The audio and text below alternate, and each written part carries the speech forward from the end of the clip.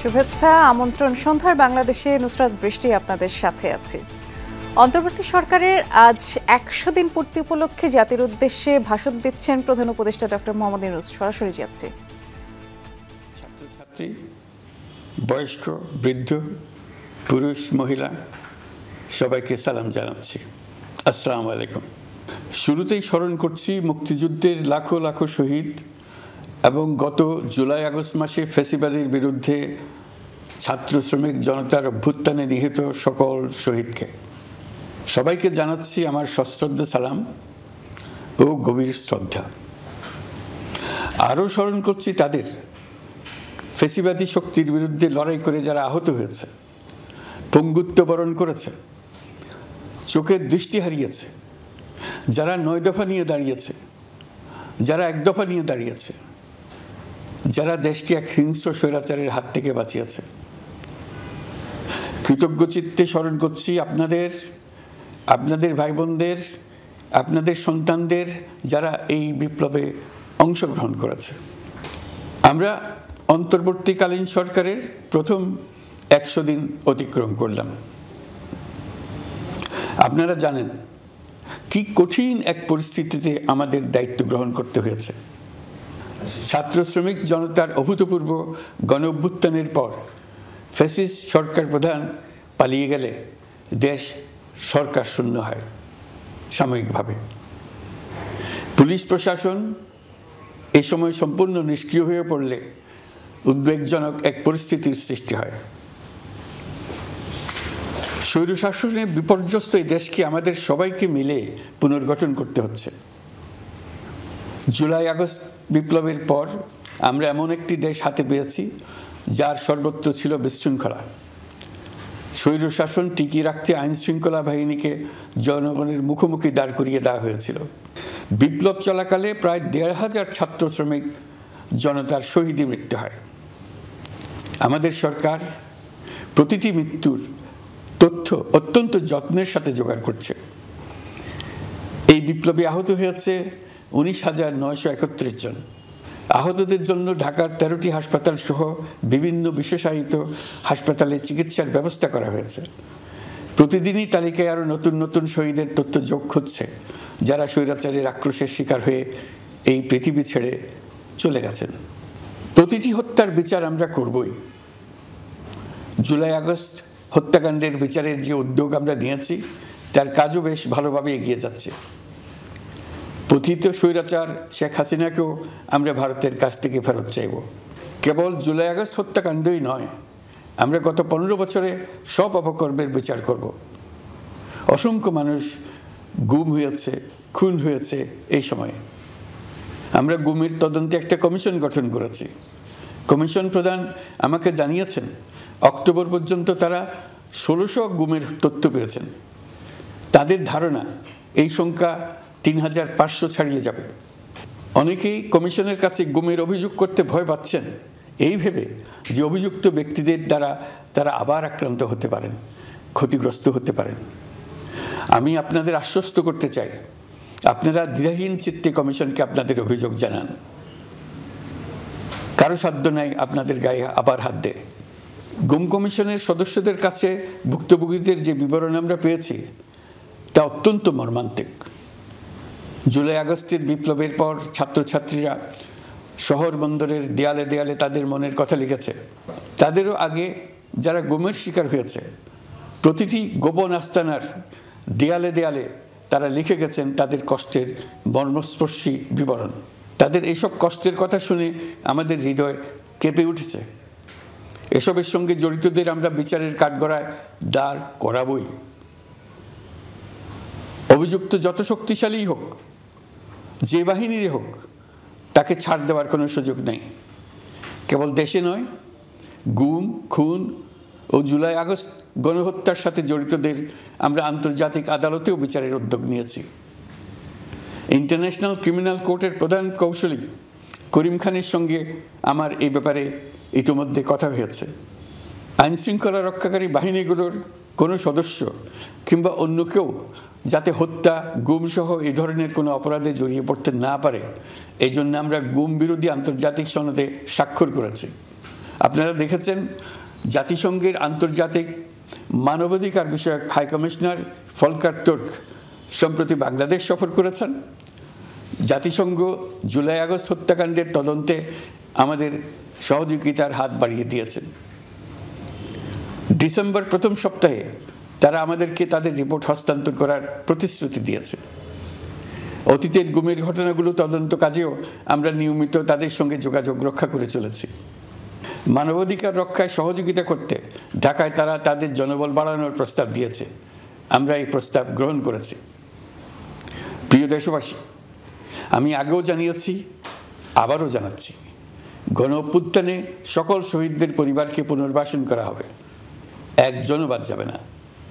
সকল আহত শিক্ষার্থী, শ্রমিক, জনতার চিকিৎসার সম্পূর্ণ ব্যয় সরকার বহন করবে। আহতদের দীর্ঘমেয়াদী এবং ব্যয়বহুল চিকিৎসা এবং শহীদদের পরিবারের দেখাশোনার জন্য স্বাস্থ্য মন্ত্রণালয়ের নেতৃত্বে একটি পূর্ণাঙ্গ তালিকা প্রস্তুত করা হয়েছে। প্রতিটি শহীদ পরিবারকে সরকারের পক্ষ থেকে ৩০ লক্ষ টাকা দেওয়া হচ্ছে।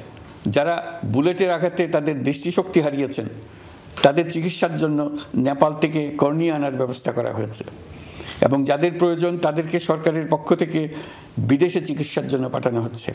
জুলাই অভ্যুত্থানের কোনো শহীদ এবং আহত ছাত্র, শ্রমিক চিকিৎসা সেবা এবং পুনর্বাসন পরিকল্পনা থেকে বাদ যাবে না। এটি অন্তর্বর্তীকালীন সরকারের অঙ্গীকার। এই গণ অভ্যুত্থানের শহীদের স্মৃতি ধরে রাখতে গঠিত জুলাই শহীদ স্মৃতি ফাউন্ডেশন বেশ পাকাপোক্তভাবে তাদের কাজ শুরু করেছে। এই ফাউন্ডেশনকে সরকার ১০০ কোটি টাকা অনুদান দিয়েছে। এছাড়াও জুলাই আগস্ট বিপ্লবে শহীদ পরিবারের পুনর্বাসন ও আহতদের সর্বোত্তম চিকিৎসা নিশ্চিত করার জন্য সমাজ কল্যাণ মন্ত্রণালয়ের পক্ষ থেকে ৫ মিলিয়ন মার্কিন ডলারের একটি বরাদ্দ প্রস্তাব অর্থনৈতিক সম্পর্ক বিভাগের মাধ্যমে বিশ্ব ব্যাংকে পাঠানো হয়েছে। পতিত স্বৈরাচার পুলিশকে দলীয় কর্মীর মতো ব্যবহার করেছে। বাধ্য হয়ে তাদের অনেকেই গণহত্যায় অংশ নিয়েছেন। খুবই স্বাভাবিক প্রতিক্রিয়া হিসেবে তারা জনরোষের শিকার হয়েছেন। এতে তাদের মনোবল অনেক কমে যায়। আমরা পুলিশের মনোবল ফিরিয়ে এনে তাদের আবার আইন শৃঙ্খলা রক্ষায় কাজে লাগানোর চেষ্টা করছি। এক্ষেত্রে অনেক দৃশ্যমান উন্নতিও হয়েছে। আইন শৃঙ্খলা রক্ষায় বাংলাদেশ সেনাবাহিনীকেও কিছু নির্বাহী ক্ষমতা দেওয়া হয়েছে, যা পরিস্থিতির দৃশ্যমান উন্নতিতে সহায়তা করেছে। আমি আপনাদের সবাইকে ধন্যবাদ জানাই। কঠিন এই সময়ে আপনারা সবাই অপরিসীম ধৈর্যের পরিচয় দিয়েছেন। ধন্যবাদ জানাই দেশের রাজনৈতিক দলের নেতৃবৃন্দকে। তারা তাদের কর্মীদের শান্ত থাকার আহ্বান জানিয়েছেন। প্রতিশোধ স্পৃহায় লিপ্ত হয়ে কেউ যাতে হানাহানিতে জড়িয়ে না পড়ে সেই আহ্বান জানিয়েছেন। আপনাদের সবাই এই আহ্বানে সাড়া দিয়েছেন। ফেসিবাদী শক্তি ভয় দেখিয়েছিল তারা ক্ষমতা ছাড়লে দেশের লাখ লাখ লোক মারা পড়বে। টানা ৭ দিন পুলিশ প্রশাসন সম্পূর্ণ নিষ্ক্রিয় থাকার পরও ব্যাপক আকারে সহিংসতা এড়ানো গেছে। আমরা যখন দায়িত্ব গ্রহণ করি, বাংলাদেশ তখন সম্পূর্ণ অরক্ষিত একটা দেশ। এই সময় ধর্মীয় সংখ্যালঘুদের মধ্যে অহেতুক আতঙ্ক ছড়ানোর চেষ্টা করা হয়েছে। কয়েকটি ক্ষেত্রে তারা সহিংসতারও শিকার হয়েছেন। কিন্তু এটা নিয়ে যেসব প্রচারণা হয়েছে তা ছিল সম্পূর্ণ অতিরঞ্জিত। অল্প যে সমস্ত সহিংসতার ঘটনা ঘটেছে তার মূল কারণ ছিল রাজনৈতিক। কিন্তু এইসব ঘটনাকে ধর্মীয় আবরণ দিয়ে বাংলাদেশকে নতুন করে অস্থিতিশীল করে তোলার চেষ্টা করা হয়েছে। আপনাদের সবার সহযোগিতায় আমরা দৃঢ়ভাবে এই পরিস্থিতি সামাল দিয়েছি। আমাদের দায়িত্ব গ্রহণের ২ মাসের মাথায় দেশে দুর্গাপূজা উদযাপিত হয়েছে প্রায় ৩২,০০০ পূজা মণ্ডপে। দুর্গাপূজা উপলক্ষে নির্বাহী আদেশে একদিন অতিরিক্ত ছুটি ঘোষণা করা হয়, যা উৎসবের আমেজকে অনেক গুণ বাড়িয়ে দেয়। দুর্গাপূজাকে ঘিরে আমরা ব্যাপক নিরাপত্তা প্রস্তুতি নিই, যার ফলে দেশের হিন্দু সম্প্রদায় নির্বিঘ্নে তাদের উৎসব পালন করেছে। আমরা দায়িত্বে আসার পর যে অল্প কিছু ক্ষেত্রে তারা সহিংসতার শিকার হয়েছেন, আমরা তার প্রতিটি ঘটনার তদন্ত করেছি। শুধু হিন্দু সম্প্রদায় নয়, দেশের কোনো মানুষই যাতে কোনো রকম সহিংসতার শিকার না হয় সেজন্য আমরা যথাসাধ্য চেষ্টা করছি এবং সবসময় সে চেষ্টা করে যেতে থাকব। আপনারা জানেন, চলতি বছর বাংলাদেশের বিভিন্ন অঞ্চলে ৬টি বন্যা হয়েছে। আপনাদের সবার সহযোগিতায় আমরা এই বন্যা মোকাবেলা করেছি। বাংলাদেশের দেশপ্রেমিক সশস্ত্র বাহিনী বন্যা মোকাবেলায় জনগণের সাথে কাঁধে কাঁধ মিলিয়ে কাজ করেছে। বন্যা মোকাবেলা ও বন্যা পরবর্তী পুনর্বাসনের লক্ষ্যে বিশ্বব্যাংকের 250 মিলিয়ন মার্কিন ডলার অনুদান এবং স্থানীয় অনুদানের মাধ্যমে 100 কোটি টাকারও বেশি অর্থ সংগ্রহ করা হয়েছে। বন্যার ফলে অনেক জায়গায় ফসলহানি হয়েছে, ব্যাহত হয়েছে পণ্য সরবরাহ শৃঙ্খল। বন্যা পরবর্তী সময়ে বাজারে শাকসবজি সহ নিত্য প্রয়োজনীয় পণ্যের দাম বেড়েছে, ফলে আপনাদের কষ্ট হয়েছে। নিত্য পণ্যের দাম সহনীয় পর্যায়ে রাখতে আমরা যথাসাধ্য চেষ্টা করছি। বাজারে ডিমের সরবরাহ বাড়ানোর জন্য আমরা 9.5 কোটি ডিম আমদানির অনুমতি দিয়েছি। এই জন্য প্রয়োজনীয় শুল্ক ছাড়ও দেওয়া হয়েছে। মধ্যস্বত্বভোগীদের দৌরাত্ম্য কমিয়ে ডিমের উৎপাদকরা যাতে সরাসরি বাজারে ডিম সরবরাহ করতে পারে সেই উদ্যোগও নেওয়া হয়েছে। মানুষ যাতে স্বল্প মূল্যে কৃষিপণ্য কিনতে পারে সেজন্য রাজধানী সহ বিভিন্ন স্পটে সরকারি কিছু পণ্য বিক্রি করা হচ্ছে। টিসিবির মাধ্যমে 1 কোটি নিম্ন আয়ের ফ্যামিলি কার্ডের মধ্যে 57 লাখকে স্মার্ট কার্ডে রূপান্তরিত করা হয়েছে। বন্যার ফলে চালের উৎপাদন ব্যাহত হওয়ায় চাল আমদানিতে শুল্ক ছাড় দেওয়া হয়েছে। আসন্ন রমজানে নিত্য প্রয়োজনীয় দ্রব্যের সরবরাহ এবং দাম যাতে স্বাভাবিক থাকে এই জন্য সরকারের বিভিন্ন কর্তৃপক্ষ ব্যবসায়ীদের সাথে নিয়মিত বৈঠক করে যাচ্ছে। দ্রব্যমূল্য নিয়ে আমাদের কোনো লুকোছাপা নেই। মূল্যস্ফীতির পূর্ণ তথ্য জনগণের সামনে তুলে ধরা হচ্ছে। মূল্যস্ফীতি রোধে উচ্চ সুদের হার নির্ধারণ সহ একাধিক নীতিগত সিদ্ধান্ত নেওয়া হয়েছে, যার মধ্যে রয়েছে শস্য আমদানিতে এলসি সীমা অপসারণ এবং সরবরাহ চেইন সংক্ষিপ্ত করা। সামান্য হলেও জ্বালানি তেলের মূল্য কমানো হয়েছে। শিল্প কারখানায় গ্যাসের সরবরাহ বাড়ানোর উদ্যোগ নেওয়া হয়েছে যাতে স্থানীয় পর্যায়ে উৎপাদন ব্যাহত না হয় এবং রপ্তানি ক্ষতিগ্রস্ত না হয়। গণশুনানি ছাড়া নির্বাহী আদেশে বিদ্যুৎ গ্যাসের দাম না বাড়ানোর সিদ্ধান্ত নেওয়া হয়েছে। পরিবহন খাতে চাঁদাবাজি বন্ধের চেষ্টা করা হচ্ছে। আমরা আশা করি বাজারে পণ্যমূল্য কমিয়ে আনতে এটা ভূমিকা রাখবে। নেপাল থেকে পানি বিদ্যুৎ বাংলাদেশে আনার ব্যবস্থা করা হয়েছে। দৈনন্দিন রাষ্ট্র পরিচালনার পাশাপাশি আমাদের ভবিষ্যতের বাংলাদেশ বিনির্মাণের কথাও ভাবতে হচ্ছে। আপনারা সবাই জানেন আমাদের সবচেয়ে গুরুত্বপূর্ণ কাজ হচ্ছে একটি অবাধ সুষ্ঠু নির্বাচন আয়োজনের মধ্য দিয়ে নির্বাচিত সরকারের কাছে দায়িত্ব হস্তান্তর। আমরা রাজনৈতিক দলগুলোর সঙ্গে আমাদের নিয়মিত যোগাযোগ অব্যাহত রেখেছি। বিভিন্ন ইস্যুতে তাদের মতামত নিয়ে যাচ্ছি। সরকারের সিদ্ধান্ত গ্রহণে এসব মতামত অনেকাংশে প্রতিফলিত হচ্ছে। চলমান সংস্কার প্রক্রিয়ায় তাদের প্রতিটি মতামত সক্রিয়ভাবে বিবেচনায় নেওয়া হচ্ছে। আমরা আশা করছি নির্ধারিত সময়ে ডিসেম্বর-জানুয়ারির মধ্যেই সংস্কার কমিশনগুলো তাদের সুপারিশমালা সরকারের কাছে পেশ করতে পারবে। তাদের সুপারিশ নিয়ে আমরা রাজনৈতিক দলগুলোর সঙ্গে ক্রমাগতভাবে আলোচনায় বসব। সকলের ঐক্যমত্যের ভিত্তিতেই আমরা সংস্কার প্রস্তাব চূড়ান্ত করব। নির্বাচন কবে হবে এই প্রশ্ন আপনাদের সবার মনেই আছে, আমাদের মনেও সারাক্ষণ আছে। আপনারা লক্ষ্য করেছেন নির্বাচন আয়োজনের লক্ষ্যে আমরা প্রয়োজনীয় পদক্ষেপ নিতে শুরু করেছি। কয়েকদিনের মধ্যে নির্বাচন কমিশন গঠন হয়ে যাবে। তারপর থেকে নির্বাচন আয়োজন করার সমস্ত দায়িত্ব তাদের উপর বর্তাবে। নির্বাচন কমিশন ভোটার তালিকা হালনাগাদ সহ আরও কিছু কাজ শুরু করে দিতে পারবে, যা একটা অবাধ নির্বাচনের সাথে সরাসরি সম্পৃক্ত। প্রথমবারের মতো প্রবাসী বাংলাদেশিরা পোস্টাল ব্যালটের মাধ্যমে যাতে তাদের ভোটাধিকার প্রয়োগ করতে পারে সে লক্ষ্যেও সরকার কাজ করছে। তবে আমরা মনে করি না যে একটা নির্বাচন কমিশন গঠন করে দিলেই নির্বাচন আয়োজনে আমাদের দায়িত্ব শেষ। রাষ্ট্র ব্যবস্থায় সংস্কার আমাদের এই সরকারের অন্যতম অঙ্গীকার। আপনারাই আমাদেরকে এই ম্যান্ডেট দিয়েছেন। যেই 6টি সংস্কার কমিশন আমরা শুরুতে গঠন করেছিলাম তারা ইতিমধ্যে তাদের কার্যক্রম অনেক দূর এগিয়ে নিয়েছে। বিভিন্ন গণমাধ্যমে আপনারা তাদের কার্যক্রমের আপডেটও দেখছেন। কয়েকটি সংস্কার কমিশন ডিজিটাল প্ল্যাটফর্ম গঠন করেছে। আমার অনুরোধ আপনারা এই প্ল্যাটফর্মে উৎসাহ সহকারে আপনাদের মতামত জানাতে থাকুন। প্রথম 6টি সংস্কার কমিশনের মধ্যে একটি হলো নির্বাচন সংস্কার কমিশন। নির্বাচন অনুষ্ঠানের জন্য এই কমিশনের সুপারিশমালা অত্যন্ত জরুরি।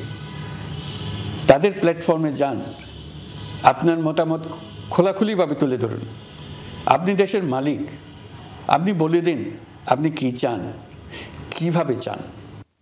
নির্বাচন নিয়ে আপনাদের সকল বক্তব্য বিনা দ্বিধায় বলতে থাকুন, আপনার মনের কথা তুলে ধরুন। আমার অনুরোধ, সংস্কারের কথাটাও একই সঙ্গে বলুন। সংস্কারকে পাশ কাটিয়ে যাবেন না। নির্বাচনের কথা বলার সঙ্গে নির্বাচন ও অন্যান্য ক্ষেত্রে সংস্কারের কথাটিও বলুন। সংস্কার হলো জাতির দীর্ঘমেয়াদী জীবনী শক্তি। সংস্কার জাতিকে, বিশেষ করে আমাদের তরুণ তরুণীদের নতুন পৃথিবী সৃষ্টির সুযোগ দেবে। জাতিকে বঞ্চিত করবেন না। নির্বাচন আয়োজনে যে সংস্কার কমিশনের সুপারিশমালায় রাজনৈতিক দলসমূহ এবং দেশের সকল মানুষের মতামত অপরিহার্য, সেই কমিশন হলো সংবিধান সংস্কার কমিশন। এই সুপারিশমালার যে অংশ সকলের কাছে গ্রহণযোগ্য হবে তার ভিত্তিতে নির্বাচনী আইন সংশোধন করতে হবে। সমান্তরালভাবে ভোটার তালিকাও হালনাগাদ করার প্রক্রিয়া চলতে থাকবে। আমি নিশ্চিত নই সংস্কার প্রস্তাবসমূহ বাস্তবায়নের সুযোগ আমরা কতটুকু পাব, তবে আমি আপনাদের কথা দিচ্ছি, আপনারা সুযোগ দিলে প্রয়োজনীয় কিছু অত্যাবশ্যকীয় সংস্কার কাজ শেষ করেই আমরা আপনাদের কাঙ্ক্ষিত নির্বাচন আয়োজন করব। ততদিন পর্যন্ত আমি আপনাদের ধৈর্য ধারণ করার অনুরোধ করব। আমরা চাইব আমরা যেন এমন একটি নির্বাচন ব্যবস্থা সৃষ্টি করতে পারি যা যুগ যুগ ধরে অনুসরণ করা যাবে। এর ফলে সাংবৎসরিক রাজনৈতিক সংকট থেকে আমাদের দেশ রক্ষা পাবে। এই জন্য প্রয়োজনীয় সময়টুকু আমি আপনাদের কাছ থেকে চেয়ে নিচ্ছি। নির্বাচনী সংস্কারের সিদ্ধান্ত হয়ে গেলে খুব দ্রুত আপনারা নির্বাচনের রোডম্যাপও পেয়ে যাবেন। অন্তর্বর্তী সরকার সৃষ্টি হয়েছে রাজনীতিকে নীতির কাঠামোয় আনার জন্য এবং রাজনীতির জন্য নতুন পরিবেশ সৃষ্টির নিবিড় আকাঙ্ক্ষা থেকে। এই আকাঙ্ক্ষা পূরণ করা থেকে জাতিকে বঞ্চিত করবেন না। নির্বাচনের ট্রেন যাত্রা শুরু করেছে, এটা আর থামবে না, কিন্তু যেতে যেতে আমাদের অনেকগুলো কাজ সেরে ফেলতে হবে। এই ট্রেন শেষ স্টেশনে কখন পৌঁছবে সেটা নির্ভর করবে কত তাড়াতাড়ি আমরা তার জন্য রেল লাইনগুলো বসিয়ে দিতে পারি, আর তা হবে রাজনৈতিক দলসমূহের ঐক্যমত্যের মাধ্যমে। ইতিমধ্যে অন্যান্য সংস্কার কমিশনের সুপারিশমালা নিয়ে আলাপ চলতে থাকবে। নির্বাচন ছাড়াও আরও গুরুত্বপূর্ণ সংস্কার করার ব্যাপারে ঐক্যমত গঠনের জন্য অতিরিক্ত সময় প্রয়োজন হতে পারে। দেশবাসীর কাছে, বিশেষ করে রাজনৈতিক দলগুলির কাছে আমরা ক্রমাগতভাবে প্রশ্ন তুলতে থাকব, কী কী সংস্কার নির্বাচনের আগে আপনারা করে নিতে চান। নির্বাচনের আয়োজন চলাকালীন কিছু সংস্কার হতে পারে। সংস্কারের জন্য নির্বাচনকে কয়েক মাস বিলম্বিতও করা যেতে পারে। আমরা দুদিন পরে চলে যাব, কিন্তু আমাদের মাধ্যমে জাতির জন্য যে ঐতিহাসিক সুযোগ সৃষ্টি হলো, সেই সুযোগটা যেন কোনো রকমই হাতছাড়া করে না দিই, এটার ব্যাপারে দৃঢ় থাকার জন্য আমি দলমত, নারী পুরুষ, ধর্ম, তরুণ, বৃদ্ধ, ছাত্র, ব্যবসায়ী, শ্রমিক, কৃষক নির্বিশেষে সবার কাছে আহ্বান জানাচ্ছি। আশা করি আপনারা আমার এই আবেদন গ্রহণ করবেন। দেশে সংগঠিত অন্যান্য অপরাধের বিচার প্রক্রিয়া ত্বরান্বিত করার জন্য দেশের বিভিন্ন জেলায় সহস্রাধিক প্রসিকিউটর নিয়োগ দেওয়া হয়েছে। হাইকোর্টে ইতিমধ্যে নিয়োগ দেওয়া হয়েছে 23 জন নতুন বিচারক। বিচার বিভাগকে ঘুষ ও দুর্নীতিমুক্ত করার জন্য সম্ভব সব ধরনের চেষ্টাই করা হচ্ছে। বিচারপতিদের নিয়মতান্ত্রিক উপায়ে শাস্তিমূলক ব্যবস্থা গ্রহণের জন্য সুপ্রিম জুডিশিয়াল কাউন্সিল পুনর্বহাল করা হয়েছে। শুধু বিচার বিভাগই নয়, সর্বগ্রাসী দুর্নীতির হাত থেকে দেশের সব খাতকেই রক্ষা করতে আমরা সচেষ্ট হয়েছি। দুর্নীতি দমন কমিশন পুনর্গঠনের কাজ প্রায় শেষ পর্যায়ে। দুর্নীতি ও অর্থ পাচারে অভিযুক্ত প্রভাবশালী 150 ব্যক্তির তালিকা তৈরি এবং 79 জনের বিরুদ্ধে অনুসন্ধান শুরু হয়েছে। 15% হারে আয়কর পরিশোধ করে অপ্রদর্শিত পরিসম্পদ অর্থাৎ কালো টাকা সাদা করার বিধান বাতিল করা হয়েছে। সরকারি কার্যক্রমকে গতিশীল করতে বিভিন্ন পর্যায়ের 19,084 জন কর্মকর্তা কর্মচারীকে পদোন্নতি, 13,429 জনকে বদলি এবং 12,636 জনের বিরুদ্ধে শাস্তিমূলক ব্যবস্থা গ্রহণ করা হয়েছে। সাংবিধানিক প্রতিষ্ঠান পাবলিক সার্ভিস কমিশন পুনর্গঠন করা হয়েছে। কুখ্যাত সাইবার সিকিউরিটি আইন বাতিলের নীতিগত সিদ্ধান্ত হয়েছে। এই আইনের অধীনে হওয়া যেসব মামলা মানুষের মত প্রকাশের অধিকারের সাথে সম্পর্কিত সেগুলো প্রত্যাহার করা হয়েছে। এছাড়াও 133টি আইন বিধিবিধান তৈরি ও সংশোধন করা হয়েছে।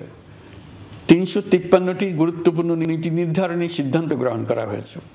ছাত্রছাত্রীদের দাবি মেনে ইতিমধ্যে সরকারি চাকরির বয়সসীমা 32-এ উন্নীত করা হয়েছে। আমরা জানি আমাদের কাছে আপনাদের আরও অনেক দাবি দেওয়া আছে।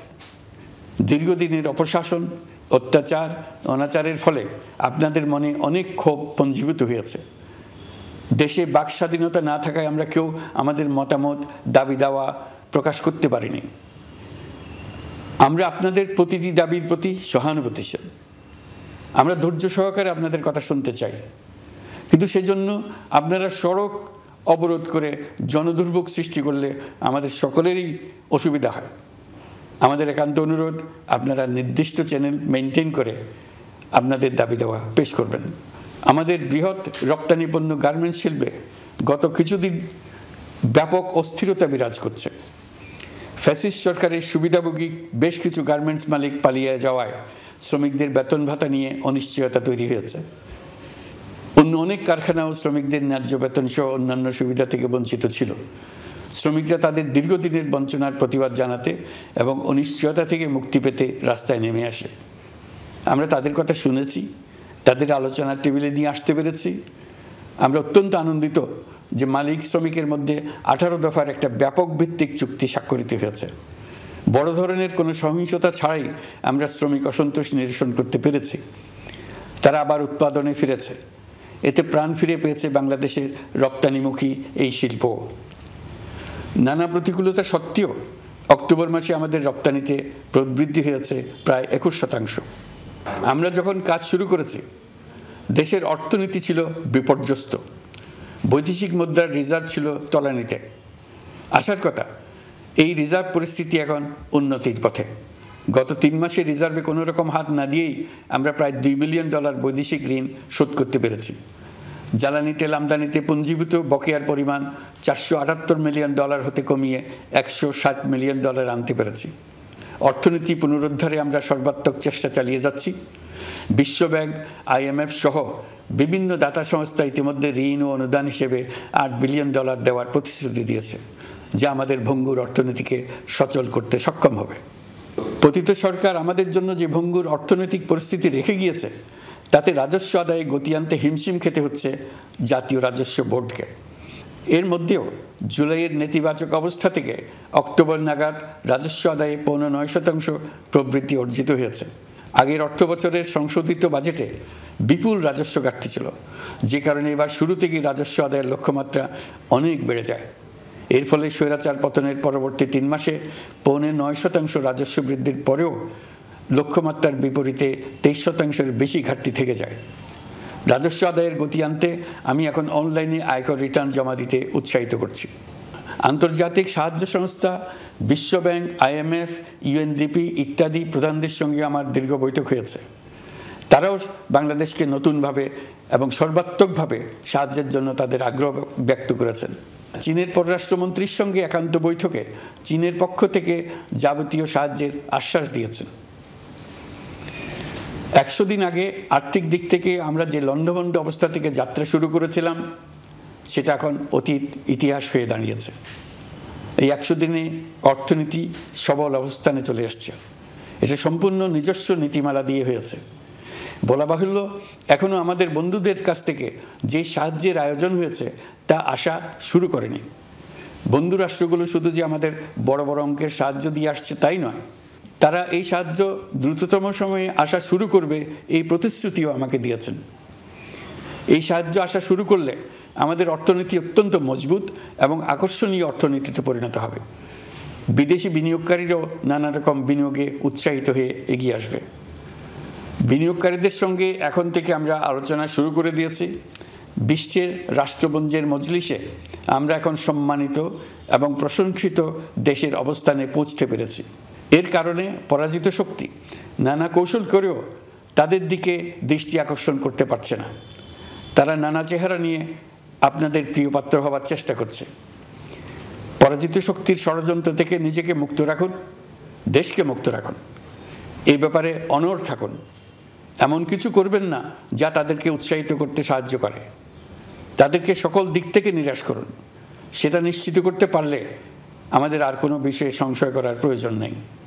সরকারের পক্ষ থেকে আমি নিশ্চয়তা দিচ্ছি, সকল প্রকার সীমাবদ্ধতা সত্ত্বেও আমরা আপনাদেরকে একটা মজবুত অর্থনীতি দিয়ে যাব, ভবিষ্যতে চলার পথকে সহজগম্য করে যাব, নাগরিক অধিকারসমূহ নিশ্চিত করে যাব।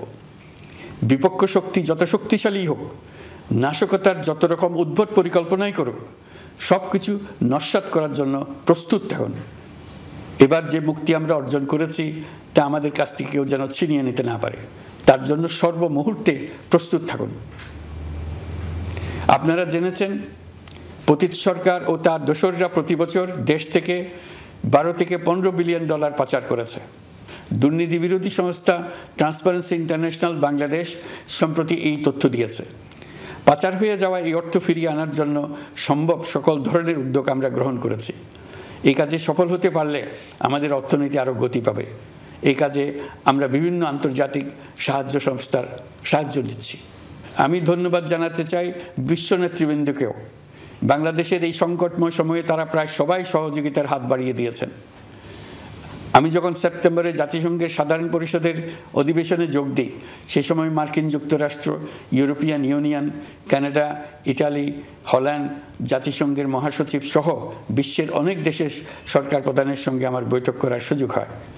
তারা স্বতঃস্ফূর্তভাবে আমাদের প্রতি সর্বাত্মক সহযোগিতা প্রদানের অঙ্গীকার ব্যক্ত করেছেন। নেপাল, মালদ্বীপ, পাকিস্তান সহ প্রতিবেশী বেশ কয়েকটি দেশের সরকার প্রধানের সঙ্গে আমার বৈঠক হয়েছে, যেখানে আমি সার্ককে পুনর্জীবিত করার কথা বলেছি। দেশে ফিরে আসার পর এসব দেশের রাষ্ট্রদূতগণ যারা ঢাকায় আছেন স্বতঃপ্রবৃত্ত হয়ে আমার সঙ্গে দেখা করে তাদের সরকার প্রধানদের অঙ্গীকার পুনর্ব্যক্ত করে গেছেন। তারা সম্পূর্ণ নতুনভাবে আমাদের জন্য সহায়তার নতুন ছক তৈরি করার কাজ শুরু করেছেন। যেসব রাষ্ট্রদূত দিল্লিতে অফিস করেন তারা দিল্লি থেকে এসে দেখা করে গেছেন। ইউরোপিয়ান ইউনিয়নের 20 দেশের 20 জন রাষ্ট্রদূত দিল্লিতে থাকেন, 7 দেশের 7 রাষ্ট্রদূত ঢাকায় আছেন। দিল্লি থেকে একসঙ্গে 20 জন রাষ্ট্রদূত সহ মোট 27 রাষ্ট্রদূত সমবেতভাবে আমার সঙ্গে বৈঠক করার জন্য আগামী কয়েকদিনের মধ্যে ঢাকায় আসছেন। আগে কখনো ইউরোপিয়ান ইউনিয়নের 27 জন রাষ্ট্রদূত একত্র হয়ে সরকারের সঙ্গে আলোচনায় বসেনি। দিল্লি থেকে এই বিশাল সংখ্যক রাষ্ট্রদূত একসঙ্গে বৈঠক করার জন্য কোনোদিন আসেনি। এবার এই কাজটি করার পেছনে আছে ইউরোপিয়ান ইউনিয়নের সমর্থন প্রকাশ করা এবং অর্থনৈতিক ক্ষেত্রে উচ্চ পর্যায়ের সহযোগিতা গড়ে তোলা। ইতিমধ্যে আমার সঙ্গে দেখা করেছেন সৌদি আরব, সংযুক্ত আরব আমিরাত, ব্রাজিল, তুরস্ক, রাশিয়া, ফিনল্যান্ড, সিঙ্গাপুর, লিবিয়া সহ অনেক দেশের রাষ্ট্রদূত। দ্বিপাক্ষিক নানা সহযোগিতা সহ বাণিজ্য বিনিয়োগ বৃদ্ধির আশ্বাস তারা দিয়েছেন। আমরা প্রবাসী বাংলাদেশিদেরও বেসরকারি খাতে বিনিয়োগ করার জন্য আহ্বান জানাচ্ছি। বাংলাদেশের অর্থনৈতিক উন্নয়নে তরুণদের কর্মসংস্থানের মূলে রয়েছে বেসরকারি খাত।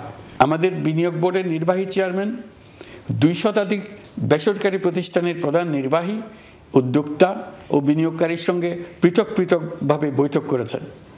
নীতির ধারাবাহিকতার অভাব, সরকারি বেসরকারি পর্যায়ে মত বিনিময়ের অভাব, সরকারি অফিসের জটিল প্রক্রিয়া এবং সর্বোপরি দুর্নীতি বিদ্যমান বিনিয়োগকারীদের সমস্যায় ফেলেছে।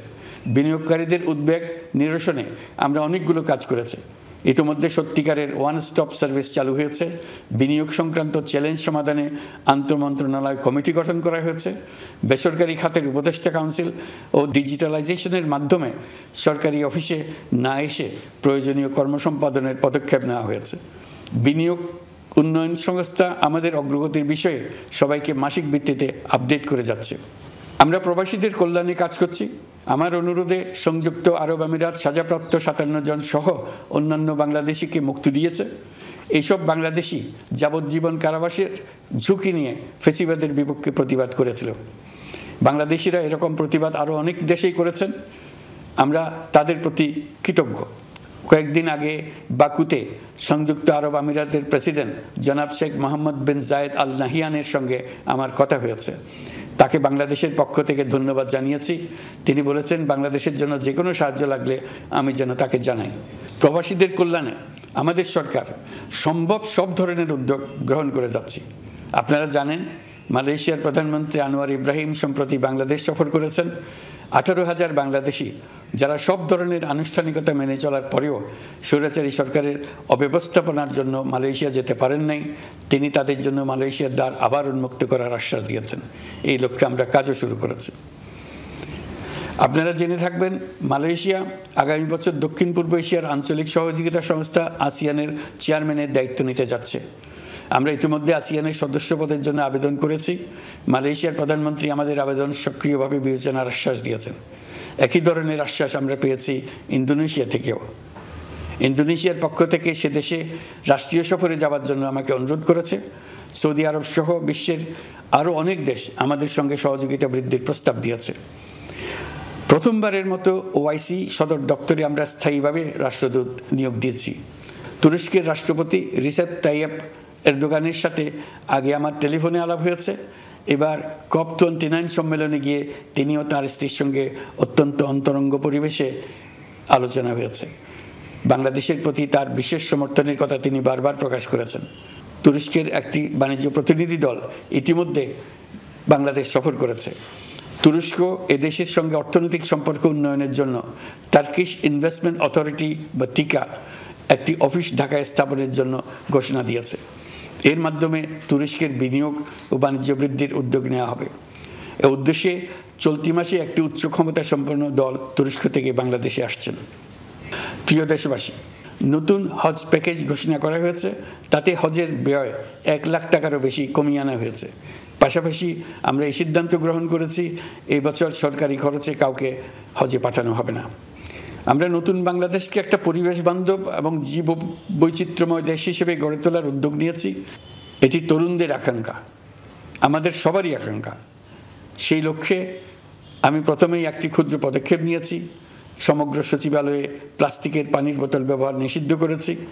ইতিমধ্যে সুপার শপগুলোতে পলিথিনের শপিং ব্যাগ ব্যবহার বন্ধ করার উদ্যোগ নেওয়া হয়েছে। গত কয়েক দশকে যে পরিমাণ নদী দূষণ হয়েছে, আমরা তা বন্ধ করার উদ্যোগ নিয়েছি। আপনারা সবাই অবগত আছেন, জলবায়ু পরিবর্তন আমাদের জীবনযাত্রার জন্য কীরকম হুমকি হয়ে আসছে। গত 1 বছরে বাংলাদেশ প্রায় 15টি প্রাকৃতিক দুর্যোগের শিকার হয়েছে। মানুষের সৃষ্ট নানাবিধ দুর্যোগের পাশাপাশি এইসব প্রাকৃতিক দুর্যোগের বিপক্ষেও আমাদের লড়তে হচ্ছে। আজারবাইজানে জলবায়ু সম্মেলনে বিশ্ব নেতৃবৃন্দকে আমি আমার উদ্যোগের কথা জানিয়েছি।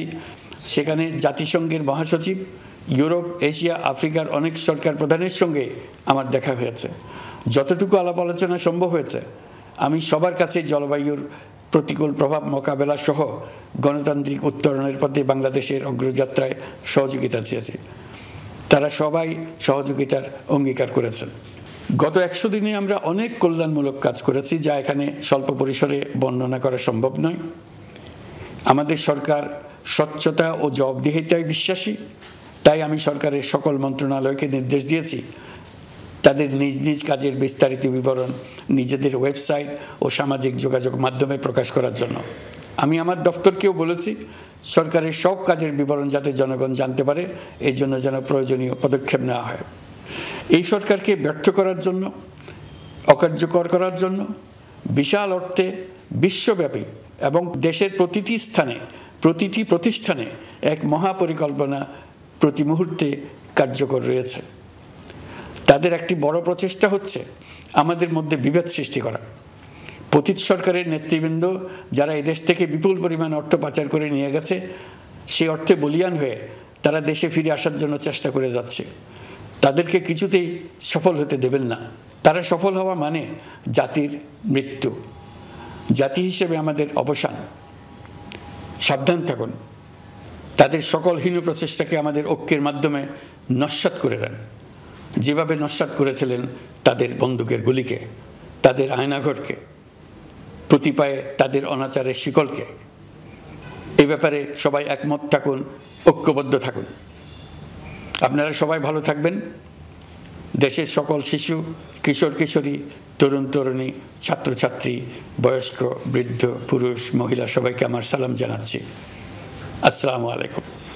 ডক্টর মোহাম্মদ ইউনূস জাতির উদ্দেশ্যে ভাষণ দিচ্ছিলেন, আপনারা সরাসরি দেখছিলেন। খালেদা জিয়া চাইলে চিকিৎসার জন্য যে কোনো সময় লন্ডন যেতে পারেন, তার ভিসা প্রক্রিয়া সম্পন্ন হয়েছে বলে জানিয়েছেন পররাষ্ট্র উপদেষ্টা তৌহিদ হোসেন।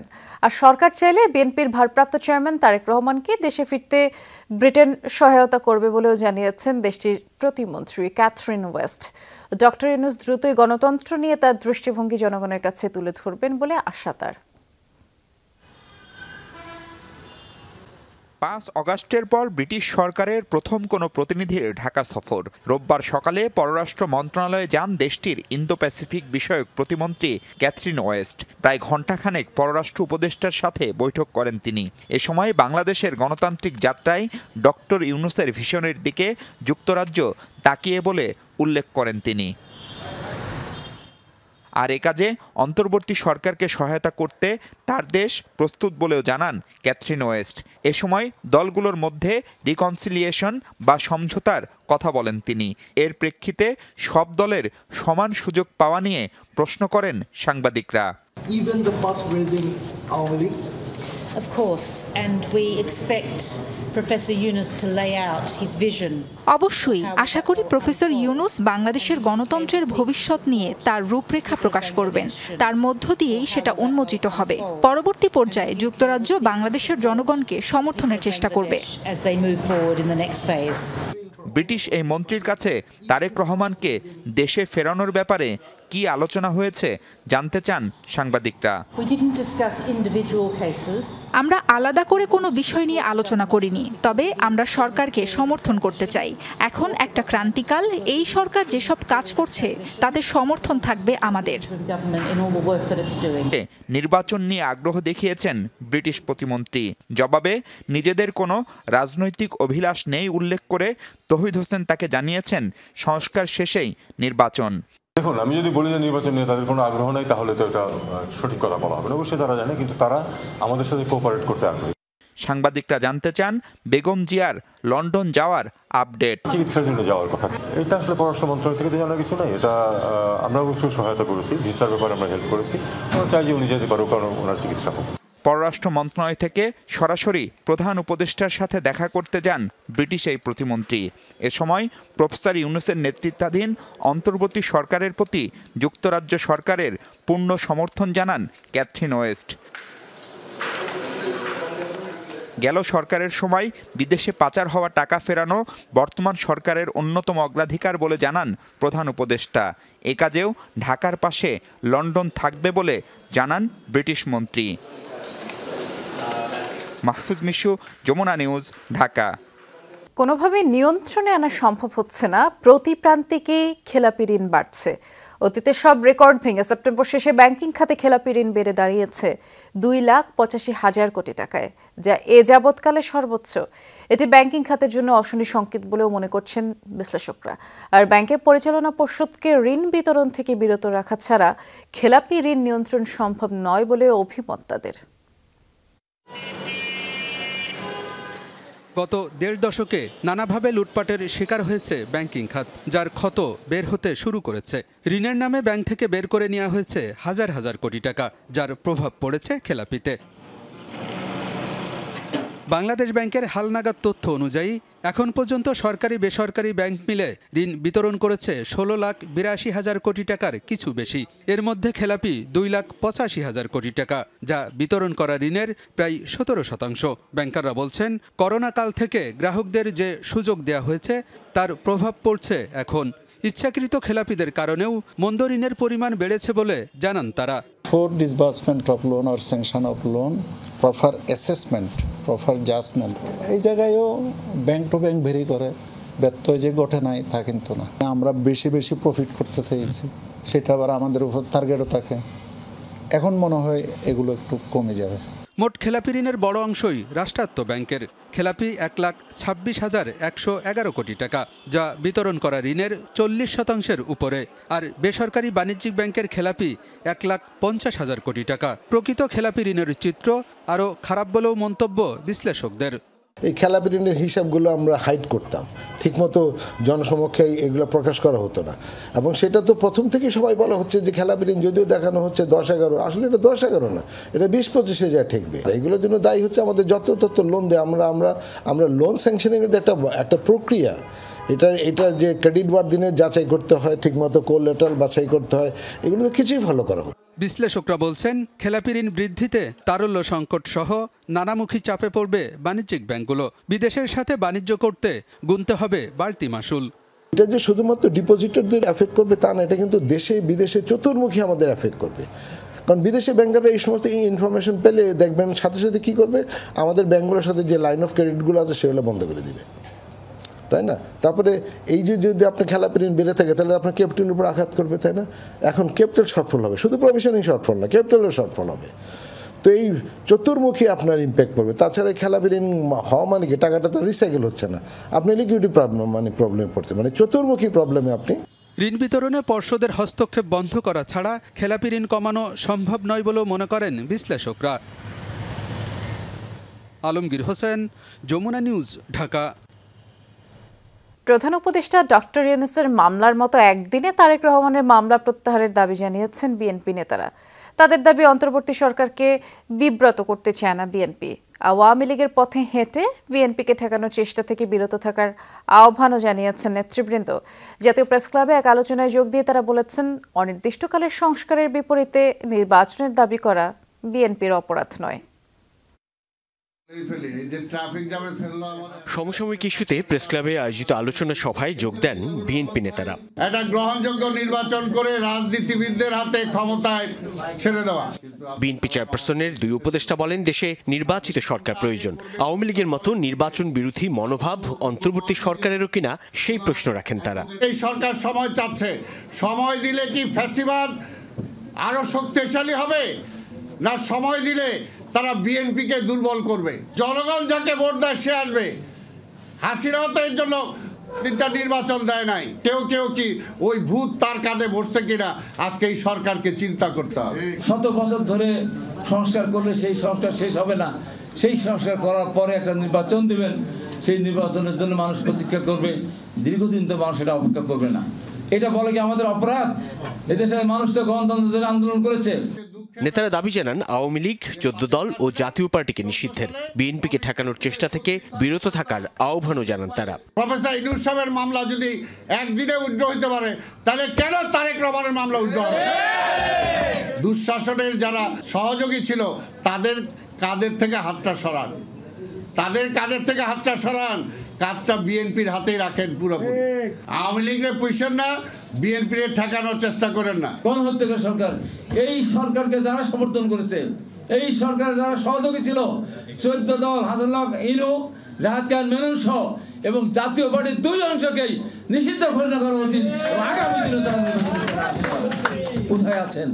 এত তাড়াতাড়ি ভুলে গেলেন? না, এই সময় আপনাদের তো স্টেডিয়াম বানানোর সময় আপনাদের দেওয়া হয় নাই।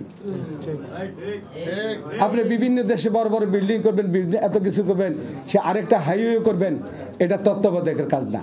আপনাদের নিয়ে অনেক ষড়যন্ত্র হচ্ছে, দেশে বিদেশে অনেক ষড়যন্ত্র চলছে। বিএনপি নেতারা বলেন, নিত্যপণ্যের দাম, ডেঙ্গু নিয়ন্ত্রণ সহ জনসম্পৃক্ত বিষয়ে পদক্ষেপ নিয়ে নির্বাচনের পরিকল্পনা ঘোষণা করতে হবে অন্তর্বর্তী সরকারকে। সমস্ত কিছু বিসর্জন করে দিয়ে যেই সরকার প্রতিষ্ঠার জন্য আমরা কাজ করেছি, সেই সরকারের প্রত্যাশা কিন্তু বিসর্জন হতে পারে। সাইফুদ্দিন রবিন, যমুনা নিউজ, ঢাকা। আর এই ছিল আজকে সন্ধ্যার বাংলাদেশের আয়োজনে। সাথে থাকার জন্য ধন্যবাদ। নিরাপদে থাকবেন।